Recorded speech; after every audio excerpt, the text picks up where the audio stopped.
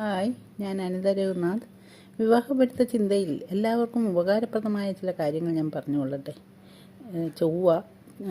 ചൊവ്വാദോഷത്തെപ്പറ്റി എല്ലാ മാതാപിതാക്കളുടെയും ഇപ്പോൾ പേടി സ്വപ്നമാണല്ലോ. മക്കളുടെ ജാതകത്തിൽ ചൊവ്വയുണ്ടെങ്കിൽ എങ്ങനെ കൈകാര്യം ചെയ്യണമെന്ന്. എന്നാൽ ചൊവ്വയെപ്പറ്റി ചില കാര്യങ്ങൾ ഞാൻ പറയാം.